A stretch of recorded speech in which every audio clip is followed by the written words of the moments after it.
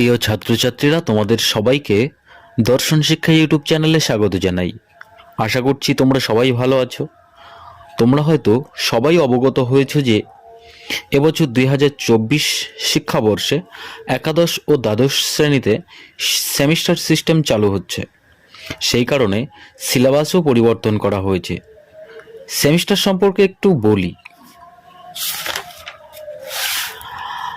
আগে একাদশ ও দ্বাদশ শ্রেণীতে 2 বছরে মোট 2বার পরীক্ষা হতো, কিন্তু এখন 2 বছরে মোট 4টে সেমিস্টার হবে, অর্থাৎ 6 মাস অন্তর তোমাদের একটা সেমিস্টারের পরীক্ষা দিতে হবে।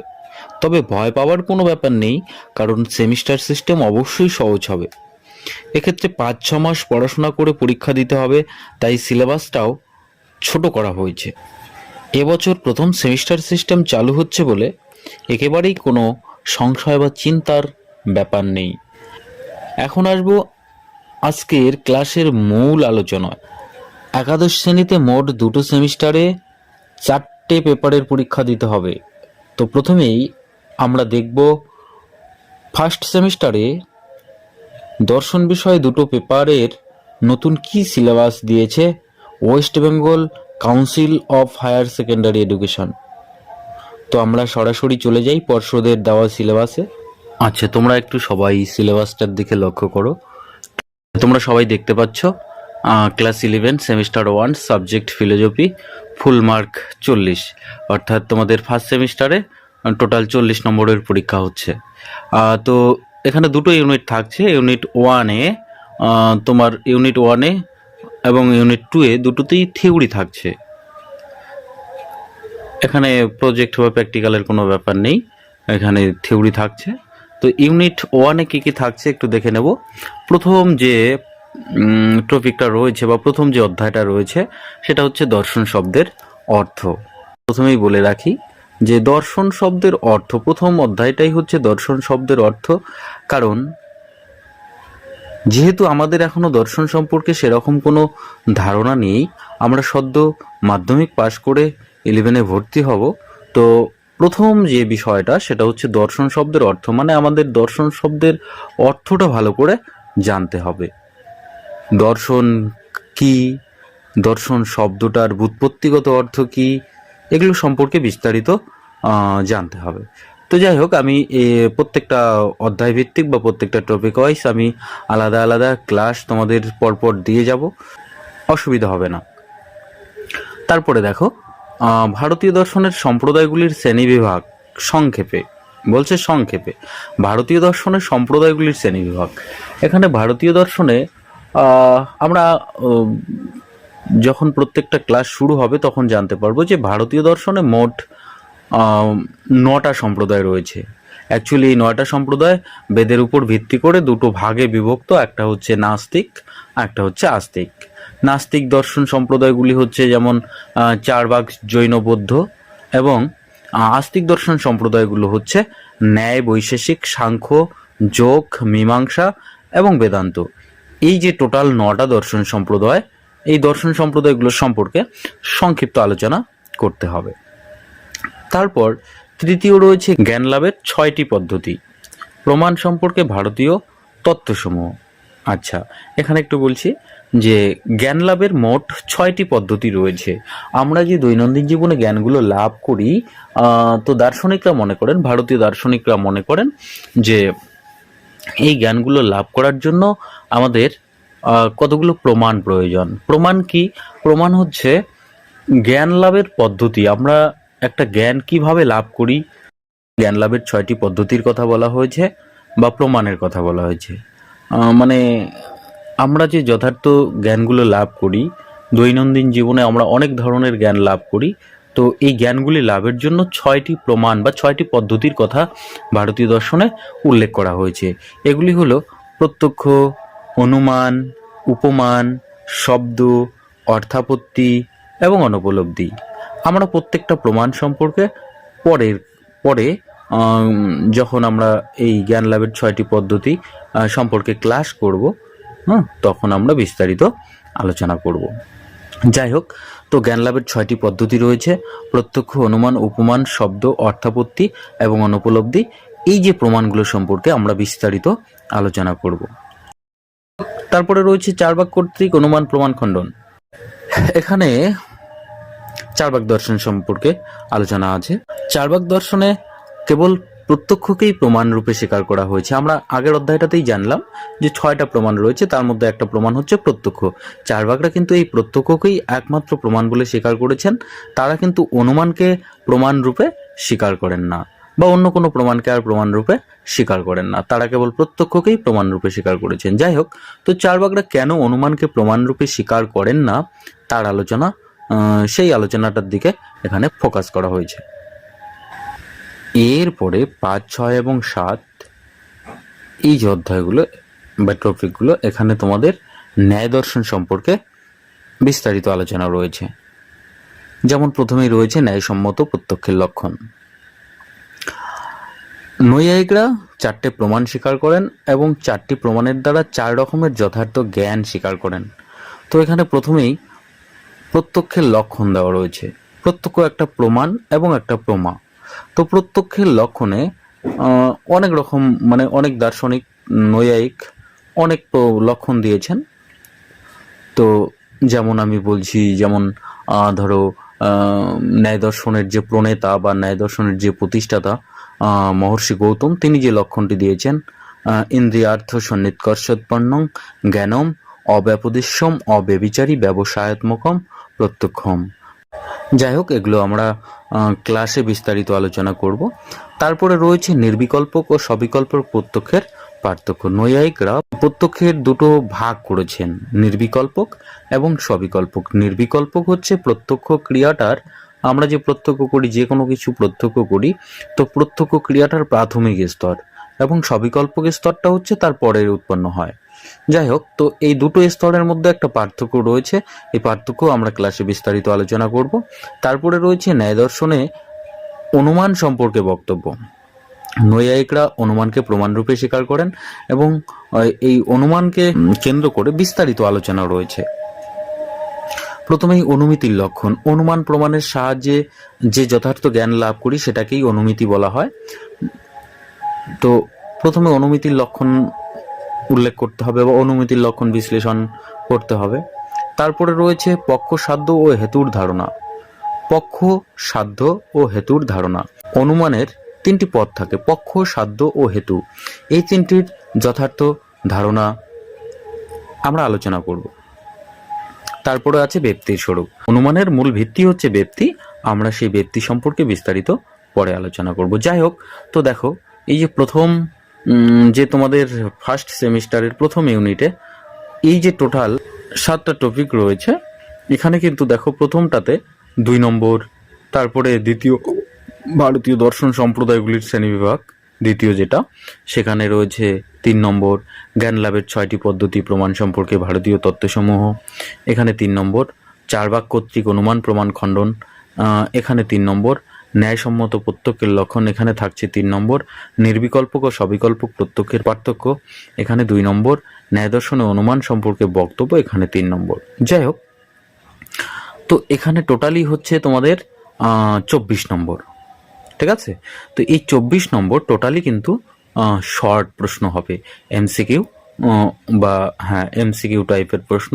সেখানে এমসিকিউ হতে পারে, সেখানে শূন্যস্থান পূরণ করা হতে পারে, এরকম বিভিন্ন শর্ট টাইপের প্রশ্ন কিন্তু তোমাদের হবে। আচ্ছা, ইউনিট 2 এ যেটা রয়েছে তোমাদের ওয়েস্টার্ন ফিলোসফি, তো তোমাদের বলাই হয়নি যে বা মানে দর্শনের মূল দুটো পার্ট, একটা হচ্ছে তোমার ইন্ডিয়ান ফিলোসফি বা ভারতীয় দর্শন, এবং আর একটা হচ্ছে ওয়েস্টার্ন ফিলোসফি বা পাশ্চাত্য দর্শন। ইউনিট 2 এ পাশ্চাত্য দর্শনের আলোচনা রয়েছে।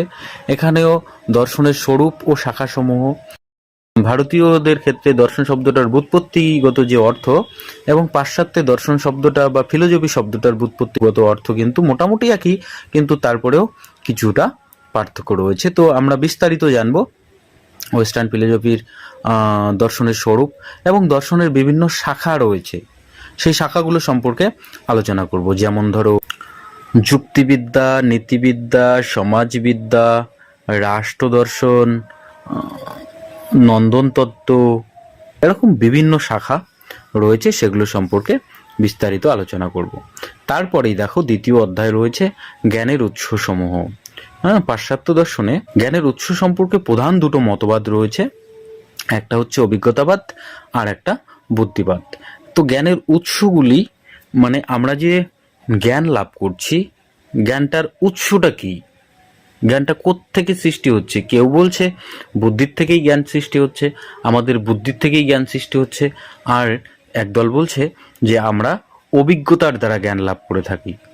ঠিক আছে, অভিজ্ঞতার দ্বারা জ্ঞান লাভ করে থাকি। তো যারা মনে করেন যে আমরা দৈনন্দিন জীবনে অভিজ্ঞতার দ্বারা জ্ঞান লাভ করে থাকি তারা অভিজ্ঞতাবাদী বা অভিজ্ঞতাবাদ, আর যারা মনে করেন যে না জ্ঞানটা আমরা বুদ্ধির দ্বারা লাভ করি তারা হচ্ছেন বুদ্ধিবাদ। যাই হোক, এগুলো সম্পর্কে আরও বিস্তারিত আলোচনা হবে। অভিজ্ঞতাবাদের সমর্থনে লক, বার্কলে এবং হিউমের বক্তব্য পড়তে হবে। এরা তিনজন হচ্ছেন পাশ্চাত্য বা ওয়েস্টার্ন ফিলোজফার, তাদের সম্পর্কে জানতে হবে তারা কি বলছেন। এবং বুদ্ধিবাদীদের সমর্থনে ডেকার্ট, স্পিনোজা এবং লাইবনিজ, এই তিনজনকে জানতে হবে। যাই হোক, এই হলো টোটাল তোমাদের ফার্স্ট সেমিস্টারের ইউনিট 1 এবং ইউনিট 2। ইউনিট 1-এ থাকছে 24 নম্বর এবং ইউনিট 2-এ থাকছে 16 নম্বর। টোটালি সবগুলোই এমসিকিউ এবং এসসিকিউ, শূন্যস্থান সব মিলিয়ে তোমাদের শর্ট প্রশ্ন হবে। যাই হোক, ভয় পাওয়ার কোনো বিষয় নেই, টেনশনের কোনো বিষয় নেই। আমি তোমাদের প্রত্যেকটা ক্লাস, প্রত্যেকটা টপিক ধরে প্রত্যেকটা ক্লাস আমি করাবো। এবং যদি তোমরা মনে করো তাহলে মানে চ্যানেলটাকে অবশ্যই সাবস্ক্রাইব করো এবং পাশে থাকো, এবং প্রত্যেকটা ক্লাস তোমরা দেখতে থাকো। আচ্ছা, এরপরেই দেখো সেমিস্টার 2, এখানেও ফুল মার্ক 40। ঠিক আছে, এখানে কিন্তু শর্ট প্রশ্ন হবে না। সেমিস্টার 2-এ তোমাদের সমস্তই বড় প্রশ্ন হবে। ঠিক আছে, যাই হোক দেখো ইউনিট 1-এ ইন্ট্রোডাকশন টু লজিক মানে যুক্তিবিদ্যার শুরু আর কি। প্রথম অধ্যায় যেটা রয়েছে যুক্তিবিজ্ঞানের প্রকৃতি, অবরোহ এবং আরোহ। যুক্তিবিদ্যার মূল দুটো পার্ট, একটা হচ্ছে অবরোহ আর একটা হচ্ছে আরোহ। দ্বিতীয় অধ্যায় যেটা বা দ্বিতীয় টপিক যেটা রয়েছে পদ, বাক্য, বচন, পদের ব্যাপ্যতা, সত্যতা ও বৈধতা। ঠিক আছে, এগুলো আমরা বিস্তারিত আলোচনা করব। পদ কাকে বলে, বাক্য কাকে বলে, বচন কাকে বলে, পদের ব্যাপ্যতা কি, সত্যতা ও বৈধতা কি, এগুলো বিস্তারিত আলোচনা করব। তারপরে যেটা রয়েছে তৃতীয়ত বাক্য থেকে বচনে রূপান্তর। ঠিক আছে, একটা বাক্য, সেই বাক্য থেকে বচনে কিভাবে রূপান্তরিত করতে হয় আমরা লজিকের ক্লাসে খুব ভালো করে শিখব। তারপরে রয়েছে বচনের বিরোধিতা।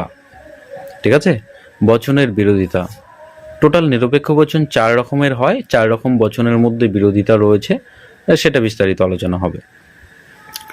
এবং এরপরে রয়েছে অমাধ্যম অনুমান। অমাধ্যম অনুমানে কি কি করতে হবে। অমাধ্যম অনুমান টোটাল 9 রকমের হয়, 9 প্রকার হয়, কিন্তু তোমাদের সিলেবাসে 3 রকম করতে হবে। 3 রকম আলোচনা রয়েছে বা 3 রকম আলোচনা করতে হবে, আবর্তন, বিবর্তন ও সমবিবর্তন। ঠিক আছে, তারপরে রয়েছে নিরপেক্ষ ন্যায়, মূর্তি ও সংস্থান এবং বৈধতা বিচার। এবং আর একটা টপিক রয়েছে সেটা হচ্ছে যৌগিক যুক্তি, প্রাকল্পিক ও বৈকল্পিক। ঠিক আছে, যুক্তি 2 রকমের হয়, একটা নিরপেক্ষ যুক্তি আর একটা সাপেক্ষ যুক্তি বা যৌগিক যুক্তি। তো যৌগিক যুক্তি প্রাকল্পিক ও বৈকল্পিক ন্যায় আর কি। এরপরে ইউনিট 2-এ তোমাদের যেটা রয়েছে, ইউনিট 2-এ খুব সুন্দর একটা আলোচনা বা খুব সুন্দর একটা পার্ট, যেটা এবারে নতুন করে মানে বলা যায় যে সিলেবাসে অ্যাড হয়েছে, যে এটা আগে ছিল না। তাছাড়া আগেরগুলো কিন্তু মোটামুটি আগের সিলেবাসে ছিল। ঠিক আছে, ইউনিট 2-এ যেটা রয়েছে খুব সুন্দর আলোচনা, ভারতীয় নীতিবিদ্যা। ঠিক আছে, নৈতিকতার আলোচনা এখানে রয়েছে নীতিবিদ্যায়। যাই হোক, বিস্তারিত আলোচনা হবে। তারপরে পুরুষার্থ। পুরুষার্থ কি? পুরুষার্থ শব্দটাকে ভাঙলে দুটো শব্দ পাওয়া যায়, পুরুষ যোগ অর্থ, মানে পুরুষার্থ, পুরুষ যা কামনা করে। এটা বিস্তারিত আলোচনা হবে। আমাদের পুরুষার্থ, ভারতীয় দর্শনে পুরুষার্থ 4 রকমের রয়েছে, ধর্ম, অর্থ, কাম এবং মোক্ষ। এগুলো সম্পর্কে বিস্তারিত আলোচনা করব। তারপরে রয়েছে শ্রীমদ্ ভগবদ গীতা, নিষ্কাম কর্মের ধারণা। নিষ্কাম কর্ম সম্পর্কে আমাদের জানতে হবে, কামনা বাসনা শূন্য কর্ম নিষ্কাম কর্ম, যেটা গীতায় খুব সুন্দর একটা শ্লোক রয়েছে, কর্মণ্যেবাধিকারস্তে মা ফলেষু কদাচন কর্মফল হেতুর ভূমাতে সঙ্গহস্ত কর্মাণি। খুব সুন্দর, খুব সুন্দর। তোমরা যখন ফিলোজফিতে ফিলোজফি যখন পড়া শুরু করবে দেখবে খুব ভালো লাগবে। তারপরে রয়েছে বৌদ্ধদের অষ্টাঙ্গিক মার্গের ধারণা। বৌদ্ধ দর্শনে নির্বাণ লাভের জন্য 8 রকমের মার্গ নির্ধারণ করা হয়েছে, সেই মার্গগুলো সম্পর্কে বিস্তারিত আলোচনা রয়েছে। তারপরে রয়েছে চার্বাকদের সুখবাদ। চার্বাক দর্শনের সুখবাদ আলোচনা রয়েছে। চার্বাক দর্শনের সুখবাদের খুব সুন্দর একটা বক্তব্য হচ্ছে, যাবত জীবন সুখং জীবেত ঋণং কীর্তা গীতং পিবেত। আমাদের এই জীবনটা হচ্ছে সুখের জীবন, ঋণ করে হলেও আমরা ঘি খাবো। খুব সুন্দর আলোচনা আমরা করব। তারপরে রয়েছে পাশ্চাত্য নীতিবিদ্যা, পাশ্চাত্যের নীতিবিদ্যায় কি কি ধরনের আলোচনা রয়েছে। নৈতিক প্রত্যয়সমূহ, নৈতিক অনৈতিক, নৈতিক কর্ম অনৈতিক কর্ম, নীতি বহির্ভূত কর্ম, উদ্দেশ্য অভিপ্রায় কি, ঠিক ও ভুল কি, ভালো মন্দ কি, ন্যায় বিচার। যখন পড়বে না এই বিষয়গুলো খুব ভালো লাগবে, দেখবে। লাস্ট তোমাদের আর একটা টপিক রয়েছে, সেটা হচ্ছে নৈতিক তত্ত্বসমূহ। যাই হোক, তো ফার্স্ট সেমিস্টারের মতো সেকেন্ড সেমিস্টারেও ইউনিট 1-এ থাকছে 24 নম্বর এবং ইউনিট 2-এ থাকছে 16 নম্বর, এই টোটাল 40 নম্বর। এরপরে তোমাদের সেকেন্ড সেমিস্টারের শেষে প্রজেক্ট করতে হবে। যাই হোক, আজকের ক্লাসটা আমি এখানেই শেষ করছি। এরপরে আমরা থার্ড এবং ফোর্থ সেমিস্টারের সিলেবাস সম্পর্কে আলোচনা করব এবং প্রত্যেকটা টপিক ওয়াইজ আমরা বিস্তারিত আলোচনা করব। এক এক করে ক্লাসগুলো আসবে, তোমরা পাশে থেকো, সাবস্ক্রাইব করো এবং ক্লাসগুলো দেখতে থাকো। ধন্যবাদ।